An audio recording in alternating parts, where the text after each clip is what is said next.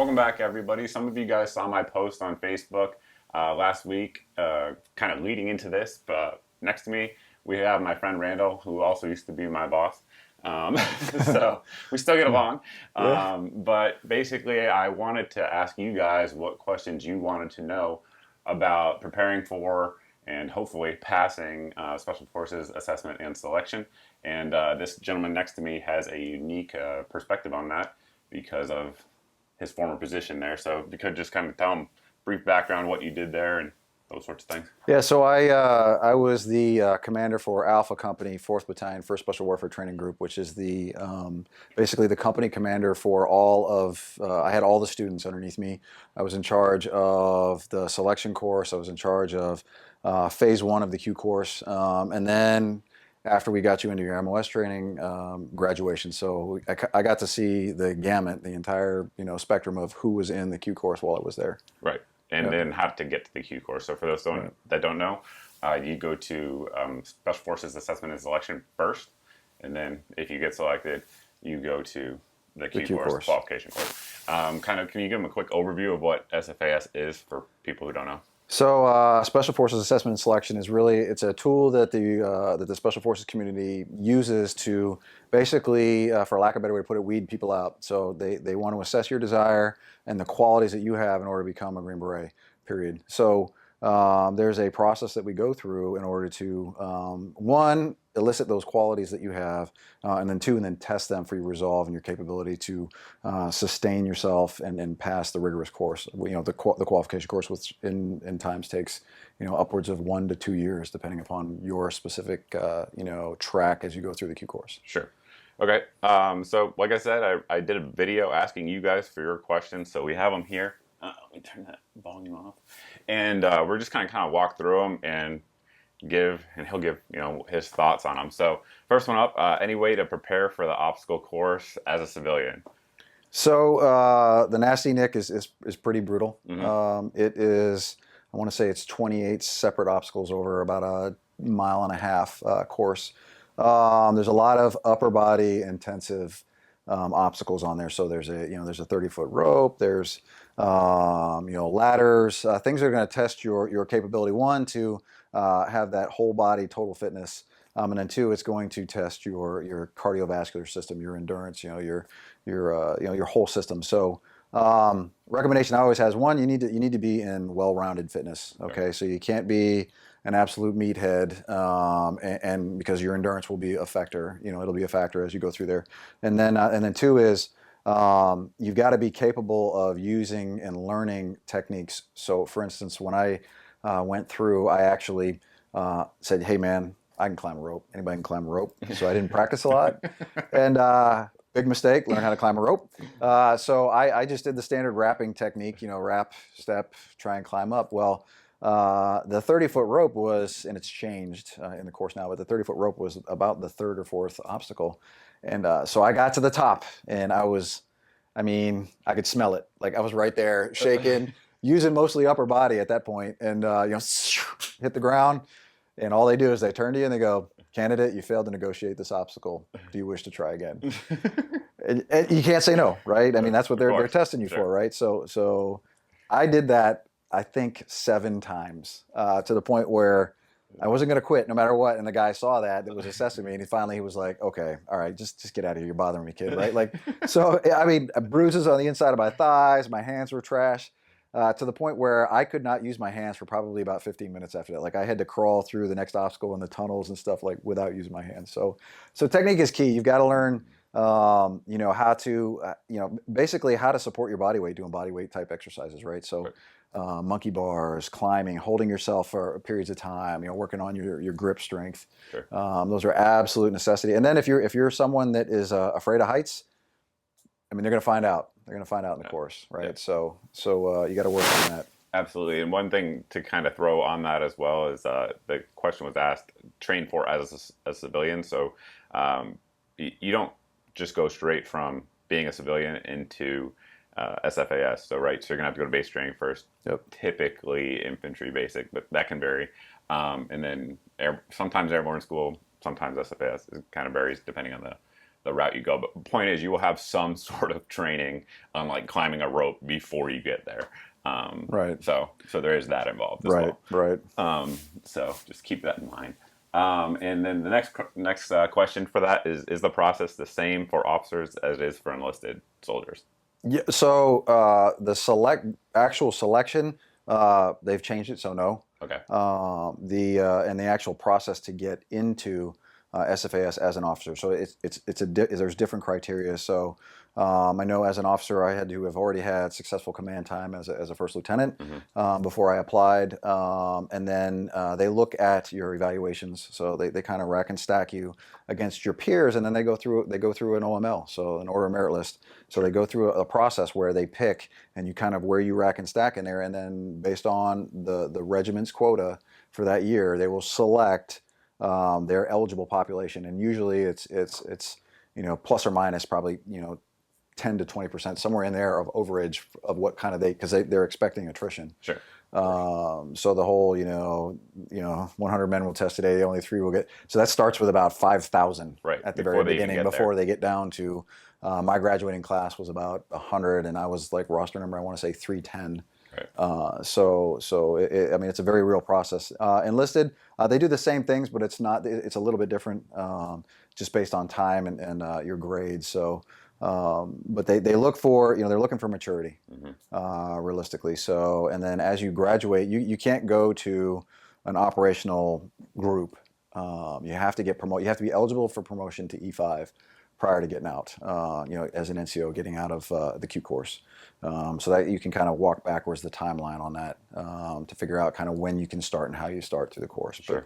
But so there is different paths, and there are different expectations. Selection, even in selection, and what I would argue, what I would tell you is physical preparation and mental preparation are the 2 biggest keys. Don't try and war game the course. Right. So they deliberately change the course on a frequent and regular basis as they get feedback from the field, what we're looking for, what that kind of apprentice Green Beret looks like. They will change it consistently. So my advice to those watching is do not try to G2 the course. And we'll get into a little bit more of this in these questions, but don't try and do it. You need to just prepare yourself. Sure. Right. So. And another note on that is that they for enlisted soldiers they have.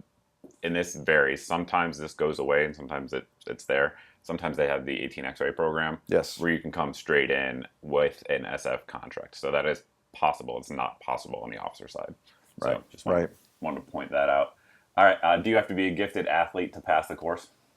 It certainly helps. But no. I have found that again, it's they're looking for a rounded, well-rounded whole person. So they want somebody that's capable of critically thinking. They want somebody that's a self-starter. They want somebody that is capable of, getting past surmountable obstacles or potentially what you would perceive as an insurmountable obstacle. So one of the things that you find is kind of common throughout the ranks as a Green Beret is we don't quit. Right. And you'll see that, guys, no matter what the circumstances, no matter what the situation, you will never find a Green Beret to say, you know what, this is too hard, I'm done. They will find a way to get the mission done and to get their buddies and themselves back home. And so, obviously physically, you've got to prepare. I've seen everything from 275-pound just monsters that can't get through the course. Like you look at him and you're like, man, that guy is like, he looks like the role, and first event done because he just didn't have the heart. To the skinny, little, like it's like, and this guy, you're like, how is that guy not going to break at some point? Right. But he's the one standing at the end. So it's a lot of it's heart. I mean, when you connect the heart and mind together, powerful, very powerful. Absolutely. Yeah. Okay. The next question was common qualities. I think you kind of addressed that. Anything you wanted to add there? No. So common qualities. So 18 Bravo's weapon sergeants all love guns. They love guns when they come in. They want to be an expert at guns. I will tell you, we all have good hair. No, seriously. A lot of the guys that I have served with all have very similar qualities to what I just said. Yep. So they all are very passionate. They all are physically fit or find ways to improve themselves.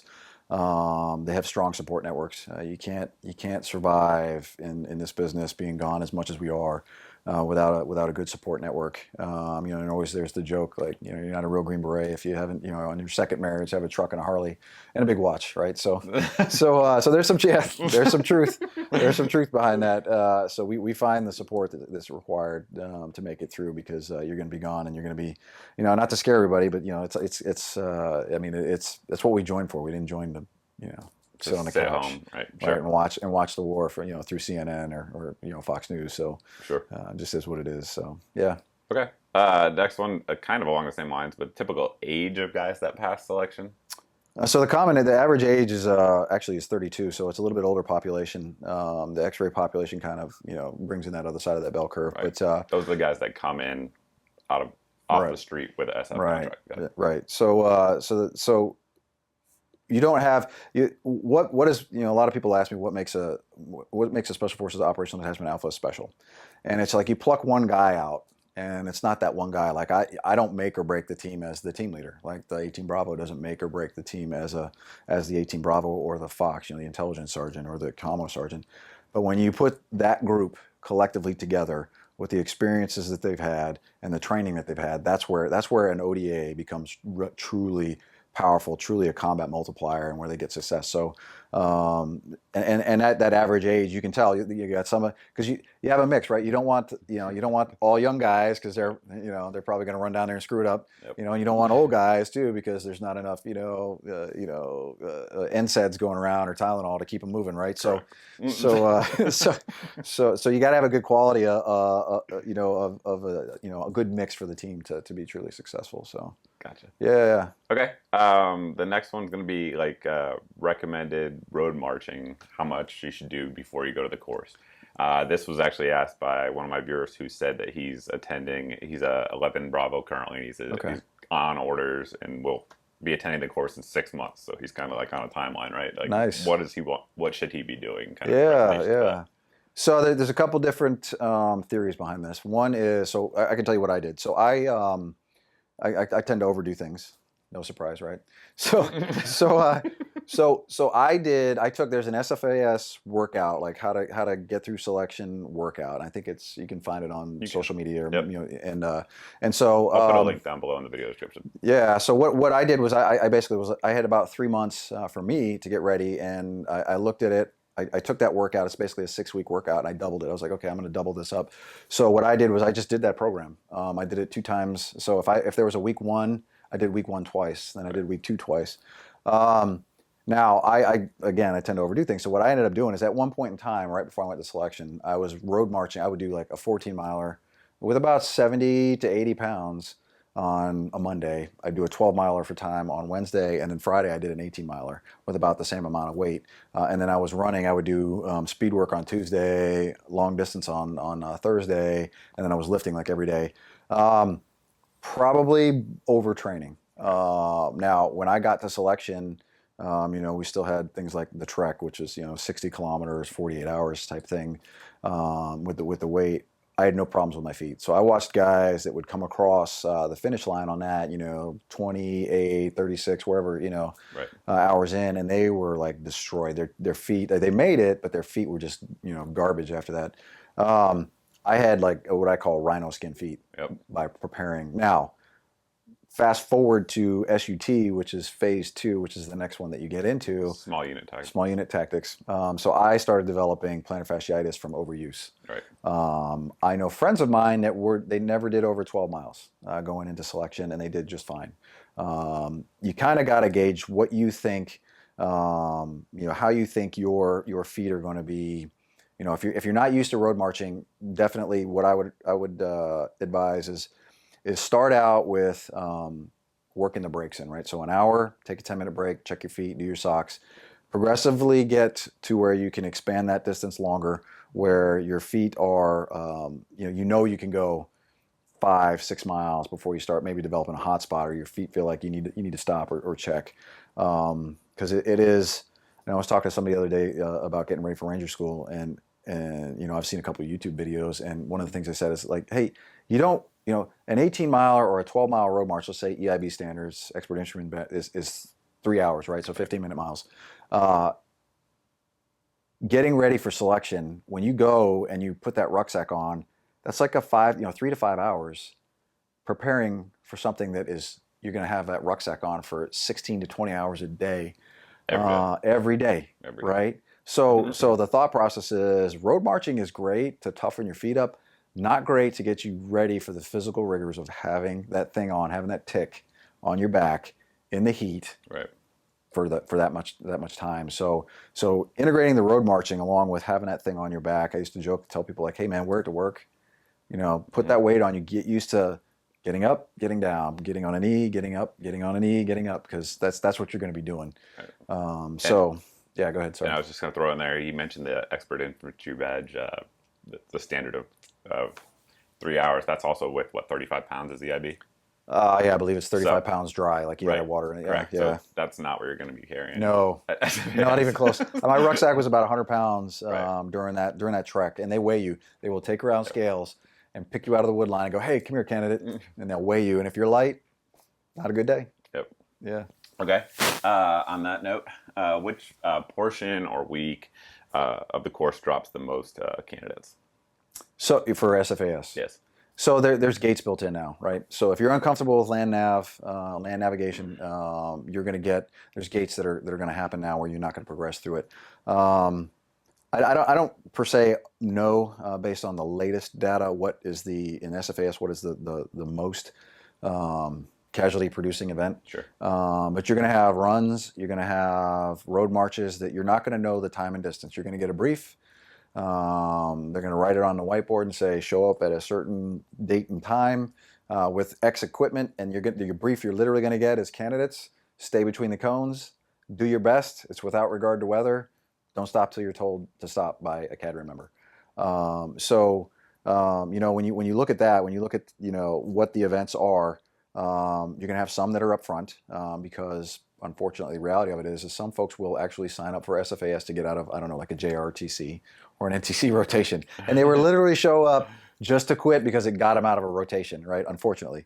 You're going to have guys that show up and they are not ready to take the PT test. We had guys dropping like flies from heat casualties. I went in June on the PT test, which is like the very first thing you do, right?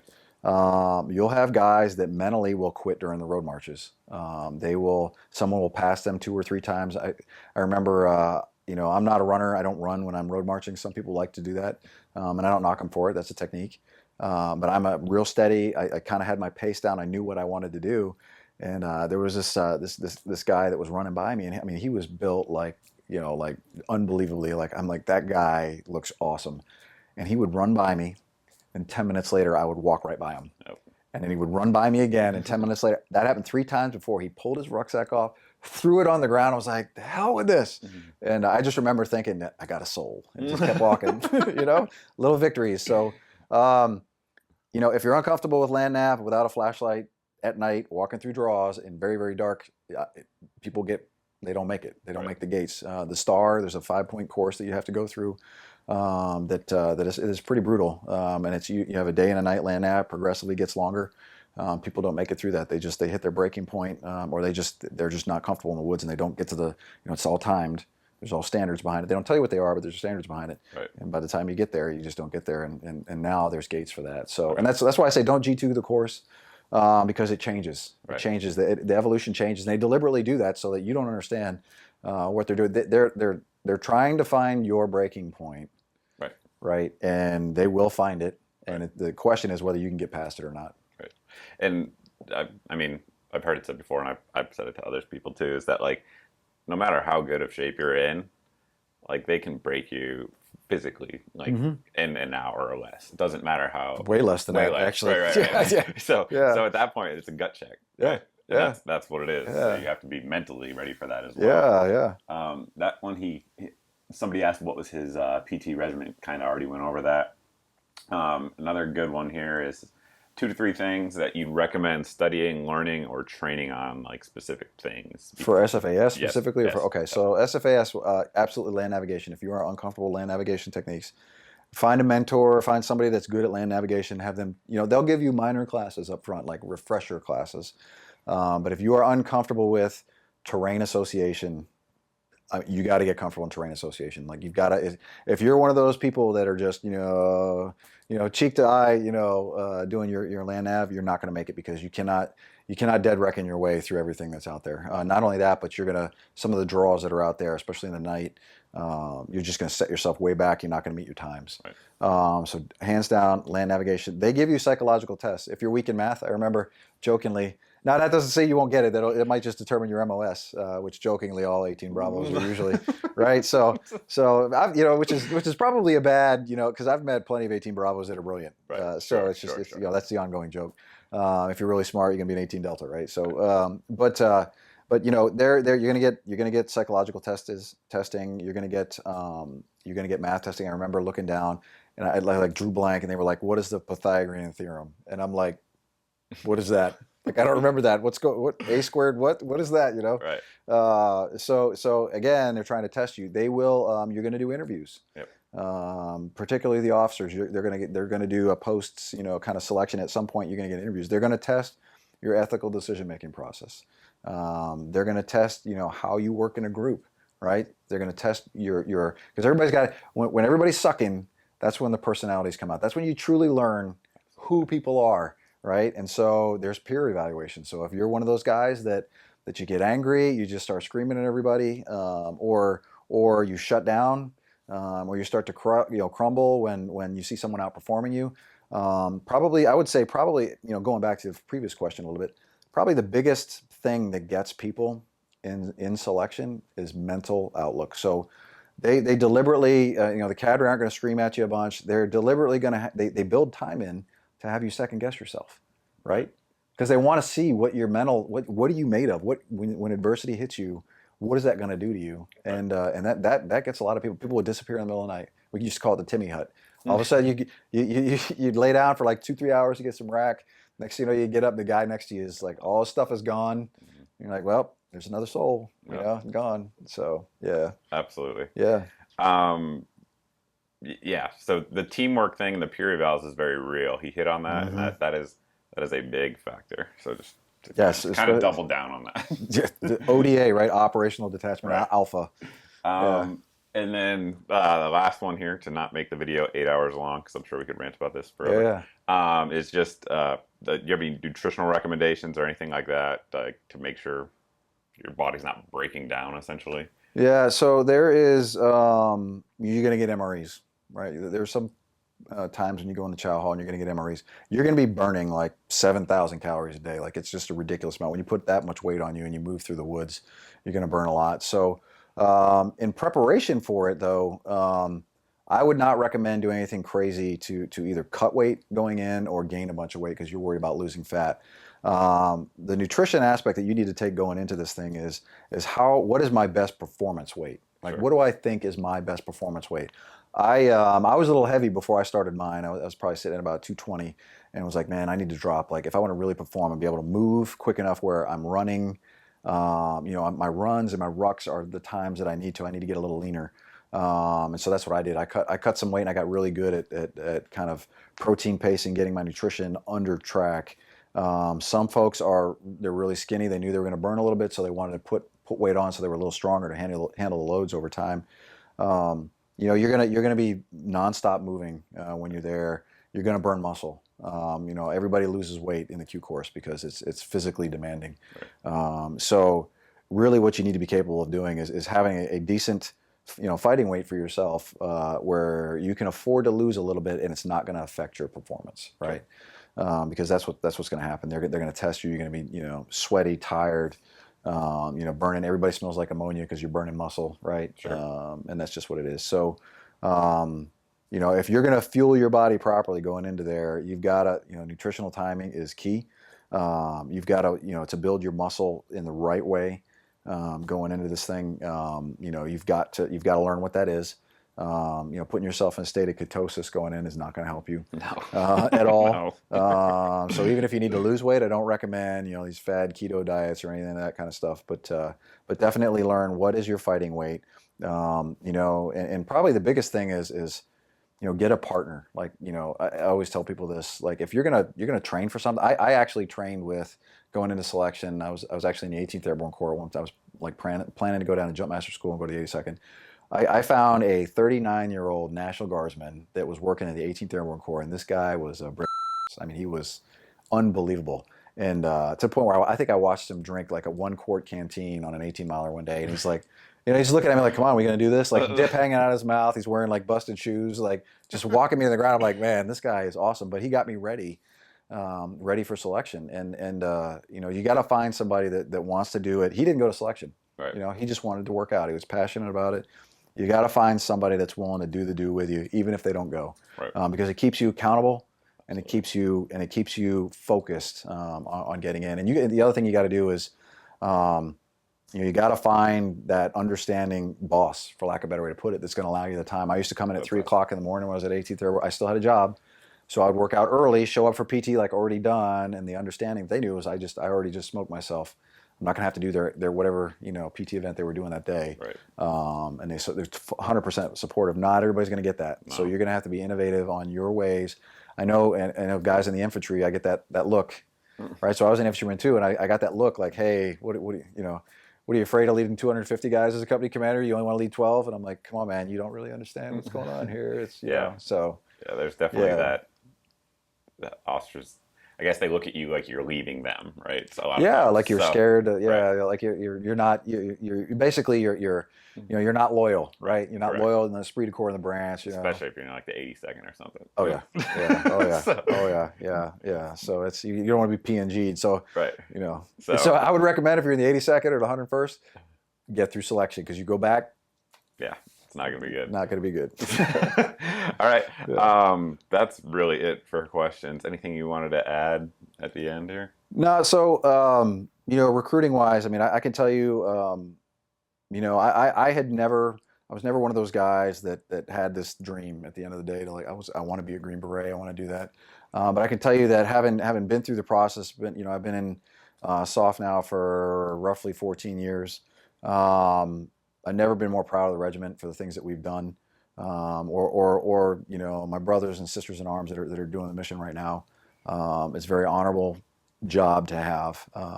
Quiet. If you're, I'll tell you, quiet professionals, right? So if you wanna join the regiment, and you're looking for like a Reebok deal or something like that, go to the SEALs.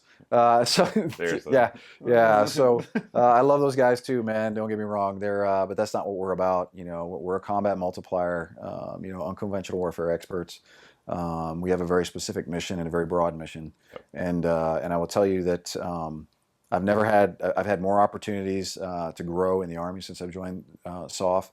I've worked with some amazing leaders that I've been personally, that have personally invested in me. And I can tell you that it's a very close-knit, tight family. We kind of pride ourselves on that. I to this day, my team sergeant, he just retired. Alex Ho, awesome guy. Would do anything in the world for him. And so you will have relationships like that in the regiment your entire life. I wouldn't have met you, right? So it's an awesome time to join. The mission is expanding. We're never out of work, for sure. Yeah, and if you really want to make a difference, no better place to do it. Absolutely. Right? So absolutely. Yeah. And just to close it out here on my end, Randall now. The reason we're here at a hotel room is we're here for sort of like a wellness convention. So he does some work in that arena as well. If anybody's interested in that, I'll drop the contact info down below in the video description, which that kind of aids to everything we kind of talked about anyway. So it supports you all the way. Ties in. Yeah. So that's pretty much it. I really appreciate you coming by and doing the video. I think a lot of people, who have watched like the 2 Weeks in Hell video on YouTube and the History Channel, have some idea, but I think this will give them a better idea. Yeah, I think so. Absolutely. So, anyway, thanks again. Yeah, thank you, man. Appreciate it. Yeah, absolutely. And thank all of you guys for watching. If you know anybody that might be thinking about going to SFAS, BUDS, any of the other courses that the different units offer, INDOC, whatever, definitely let them let them know about this video, because I think a lot of this is going to translate, of course. If you're going to Buzz, you got to swim. But Yeah. but I want to learn that. But other than that, most of the stuff is the same. Yeah, So yeah. that's it, guys. Thanks for watching, and we'll see all of you in the next video.